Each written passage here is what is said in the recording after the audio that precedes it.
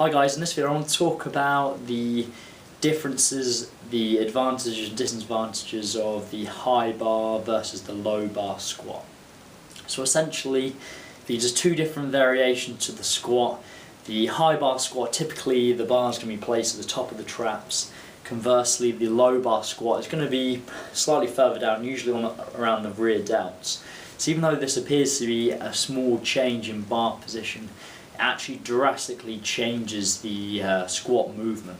It's important to note that both have got certain advantages, and as always the context will dictate the application to the trainee. So for example, very typically the low bar squat, typically most individuals will be stronger using this lift. However, that doesn't necessarily mean it's for everyone. So for most powerlifters, their goal is obviously to lift as much weight as possible for their various meets. Therefore, it probably is a good reason for that individual to use it. However, that's not to say that there aren't some very successful powerlifters who do a high bar squat.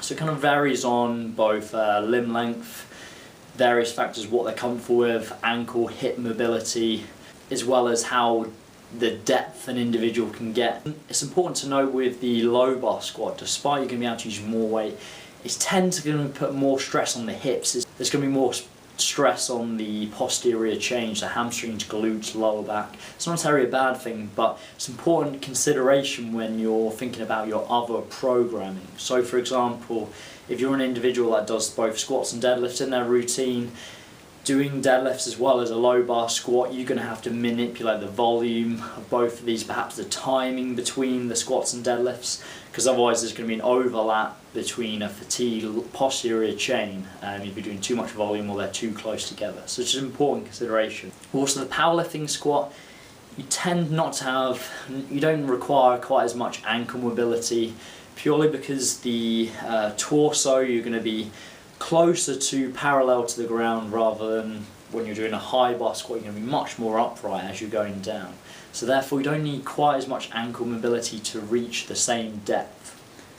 Conversely, the high bar squat, typically most individuals will not be able to move as much weight using this movement. However, that doesn't necessarily mean it doesn't have its place, because typically this will stimulate more the quadriceps in comparison to the low bar squat. So if you're a bodybuilder, a physique athlete, this is probably going to be more tailored to you, purely because you're stimulating the quads more than perhaps you would do during the low bar squat.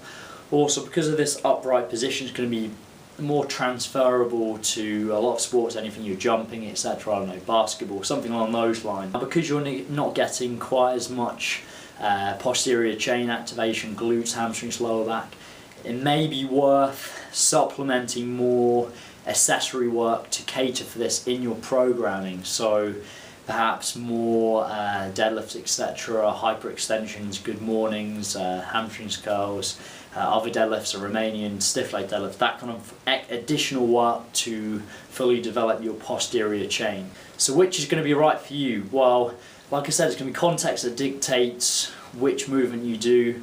However, there's some general rules I'd suggest using. Okay, so if you're a powerlifter, I do believe the low bar squat probably would be a worthwhile choice. However, it's not to say that you couldn't do a high bar squat.